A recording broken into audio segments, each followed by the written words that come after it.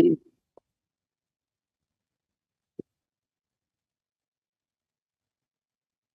morning, everybody. I will not mention you one by one.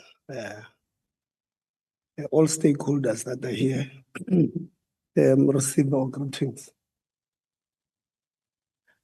As the Mutapo has already said, we're going to cover 3 topics. CETA, which is something that has been on the news, and as far as matters, and we'll end with the policy framework of for internalization of higher education in South Africa. So with CETAs, I think we all know that the process to appoint the CETA Accounting Authority has been a matter of public interest for a while now. Want to update that the minister finished the committee with a list of the independent panel members for the appointment of CETAs, NSFAS, NSA, University Council and TVET College Councils, with some names on the list still concealed. The independence of the panel was questioned last week, Wednesday, given that the names on the list of the minister's advisors, chief of staff in the office of the minister, and departmental officials. One of the people on the list has already denied that he was ever part of the panel, which raises more questions. The committee deliberated on the matter and resolved that 1, the minister is legislatively obligated to finish parliament with the outstanding names of the panelists who were concealed on the submitted list. 2, to write to all the panel members to submit communications or correspondence between themselves and the minister, including the acceptance to the panel to be a panelist, terms of reference given by the minister in respect of the expected roles as panel members, remuneration, if any, for the services rendered in their capacity as panel members, number of meetings attended by each panel member, the minutes of all meetings of the selection and evaluation proceedings, a report that was submitted and sent to the National Skills Authority for consultation purposes. 3, we further resolved that the minister will be invited and all panelists to appear before the Portfolio Committee and account on the appointment process of the CETA Accounting Authority chairpersons. The committee will identify a suitable date to convene this meeting. I think I must indicate that we don't have a date as yet because Parliament is seized to the process of adopting budgets, and therefore for the next 2 weeks, this Wednesday, we're dealing with the strategic plans of the department and APPs, and the following week we ought to adopt the report that will be debated in Parliament the following day with a view of adopting the budget. So the committee is looking at the program, and we will apply to the office of the chair of chairs when we have identified the date. We had identified one, which was this Friday, but because of the work of Parliament, we could not get that particular date approved for us. Under NSFAS remains an important entity in South Africa as it redresses past injustices by ensuring that students from the poor and working class families can access education and training. It is a key instrument to the eradication of poverty. To the eradication of poverty, inequality, and unemployment. NSFAS has contributed more than 5 million university graduates to this country's skills pool and the skill support economic growth. Therefore, it is critical to ensure the effective and efficient management and governance of the entity to enable it to perform its functions. At the last meeting with NSFAS on the 7th of May 2025, the committee was concerned about the non-payment of private accommodation providers and its impact on small businesses, delays in finalization of appeals, provisionally funded status since January, and accreditation of private accommodations. Delays in the payment of TVET colleges resulted in banning of the admin block at the Northern Cape Urban TVET College. I think it's important to maybe explain that because some people, when we ask that why is NSFAS not paying accommodation providers, some naughty people in this industry say that we probably have been paid by accommodation providers. I want to clarify that in the committee there's no one who gets paid by accommodation providers, but this is the impact that it has on the lives of our students. So when NSFAS does not pay accommodation providers, many of them which are small businesses, it will mean that these small businesses will not be paying or servicing their bonds because many of them don't own this, or they would have taken they would have taken loans to upgrade this accommodation to the standards that is needed. So they can't service their bonds, one. Number two, they can't service their debt with municipalities. Number three, they can't buy electricity. They can't pay for Wi-Fi. And therefore, the person who suffers there becomes a student. Many of them, as we speak, wrote May and June examinations, taking cold showers because there was no electricity there, studying at night with their candles because there was no electricity there. They did not have Wi-Fi, so they could not really do proper research. So when we say NSFAS has a responsibility to pay their debts to these people, it's not because we're speaking on behalf of accommodation providers. We're speaking because we know that if they don't pay, if the municipality closes their water, they can't shower, they can't use the toilets because they will not be able to flush those particular toilets. So the dignity of these poor students who are, left at the bottom of that thing there is in question. So when we speak, when we say NSFAS must pay accommodation providers, it's not because we're speaking or we're getting cold drink from these accommodation providers. We don't know them, but the dignity of that poor child who stays in that accommodation is our concern. So since our last meeting, the entity has embarked on provincial roadshows to engage stakeholders. NSFAS says they visited KwaZulu-Natal and engaged with accommodation providers. Issues were identified and are in the process of resolution. NSFAS will also visit other provinces to hold similar engagement. We want to, again, ask NSFAS to expedite this process urgently because there are accommodation providers who have not been paid from last year.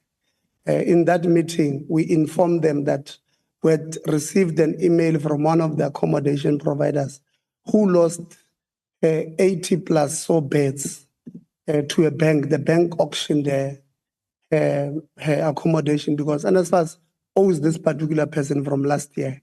And by the time NSFAS pays this particular person, this person would have lost their property and their income. We don't want others to go through the same thing. So we're asking NSFAS to expedite this process, to finish this process as soon as possible. The entity committed to us that a dedicated team comprising of student accommodation unit members, data specialists, and a disbursement team will be deployed to different provinces in a structured manner. A booking system will be introduced for accommodation providers to schedule sessions with NSFAS teams during their provincial visit to ensure individual attention. We remain resolute that no student should be left behind and NSFAS should improve its payment systems to ensure that all legitimate private accommodation providers are paid on time. We're also concerned about, one, the slow pace at which issues that we identified at that meeting of 7 May 2025 are being resolved. Non-payment of student accommodation providers that would have meant what I've explained earlier on, that no service of bonds, municipal debts, card service provided to students such as Wi-Fi and all of that. Since the meeting of the 7th of May, we have received complaints from both students and institutions that NSFAS has gone ahead and defunded more students on some technicalities.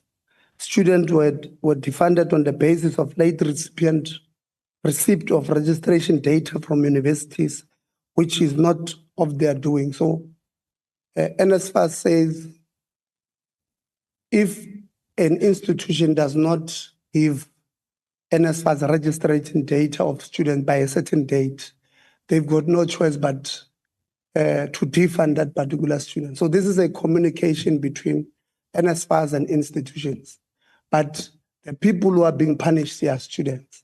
So it's not something we've told them on our meeting, in our meetings of the 7th of May. We'll continue to tell them. We don't think that's something that they must continue to. You can't punish a student who can't give you the registration data because you don't want to take it from students. You want it from an institution. You and institutions don't have a good communications.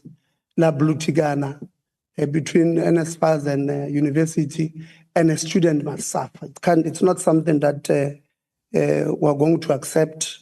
We've told NSFAS that we're not going to do that because the students will incur outstanding debt because they are registered as we speak. Their certificates will be withheld after completion and they will not be able to seek employment. NSFAS can subject our students to poverty, unemployment, and inequality, which the government is trying to eradicate. We must say that we're extremely worried about the operations at NSFAS because of all these matters fall under that particular department. It's not the only thing. Sometimes it's June now. I can tell you that there are matters of appeals that have not been resolved in June, which doesn't make sense. So if you resolve an appeal in July, and that student is already home, already went home because they could not get in accommodation, they probably in the Western Cape at home is in Eastern Cape or in Gauteng. They've got nowhere else to stay because you have not resolved their appeals. The institution can't give them accommodation. So you are subjecting them to all manner of bad things. So by the time you resolve the appeal in July, August, they are no longer there. And then the following year when they're supposed to come, you tell them about N+ rule.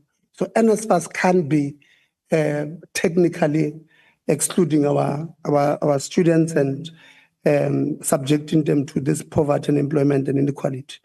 On internationalization of higher education as it pertains to attracting and retaining international challenge, I think it's important to start by saying that South Africa has legislation and policies that govern and regulate how our institution should implement internationalization activities, especially when attracting and retaining international talent. The first legislation I want to bring you to, it's the Employment Service Act of 2014, Act number 4. Section 8, subsection 2 of the Employment Service Act, which says that the employers must satisfy themselves that there are no other persons in the Republic with suitable skills to fill a vacancy before recruiting a foreign national. This is an act that has been signed, it's a law.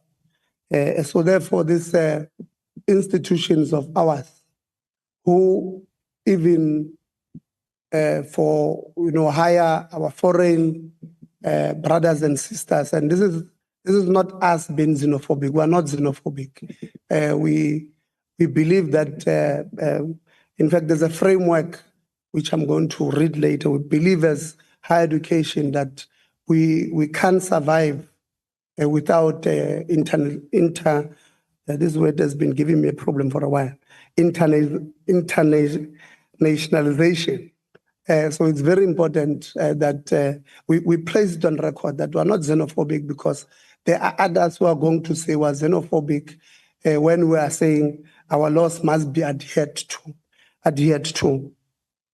The policy framework that I'm speaking about was signed in 2019 or amended in 2019 from the Higher Education Act of 1997, Act 101 of 1997. It says, paragraph 3.6 or 3.6.3, it says initiatives to attract and retain international talent in the South African job market, including positions in higher education institutions, must not be to the detriment of job opportunities for equally qualified and experienced South African citizens.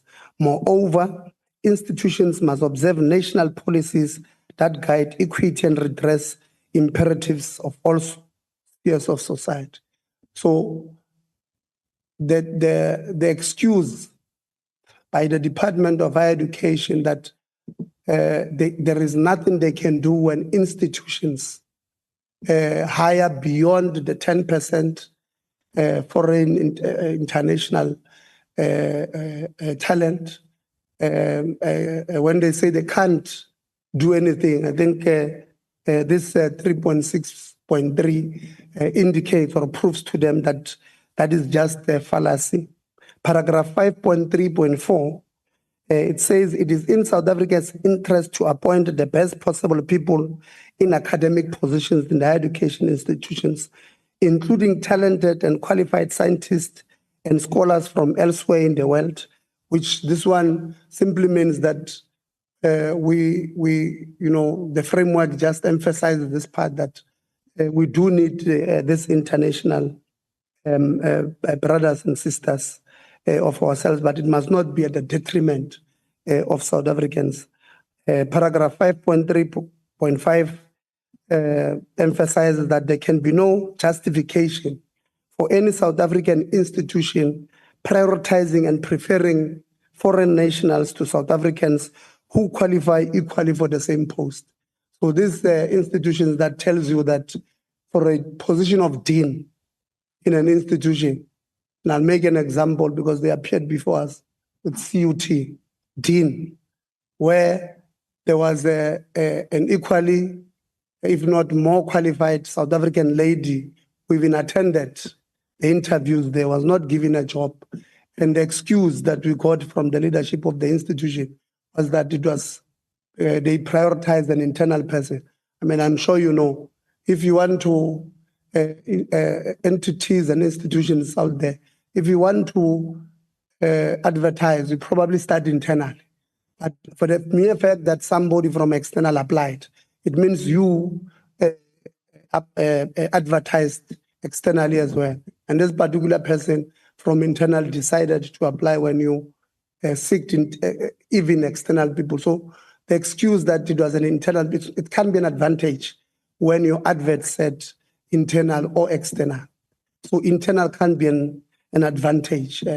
What must be an advantage is the qualifications of this particular person. And West Part in that institution, the person who then occupied or who's acting in the position of this foreign person who was internal, who became the dean, was also a foreign.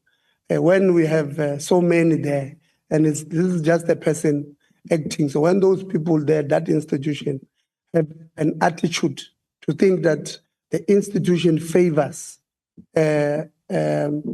foreigners, especially that you have exceeded the threshold of 10%, you are at around 14% of foreign national, you can't then blame them. We must indicate that the Department of Higher Education and Training oversight in this area is very weak. Last week we had a meeting with them where the DDG was literally saying to us, there's nothing we can do when there's loss. And then we had to inform them that the biggest problem we have in the department is the attitude of our leadership at the department level, because the policy framework was published in 2019. The department, they informed us last week on the 18th of June that it is planning on convening a workshop with university councils on appointment of national or on foreign nationals. While the committee fully supports attracting and retaining international talent, it does not support those done outside of the national legislation and policies, and we shall continue to hold both the department, the ministry, and those institutions accountable. Thank you very much.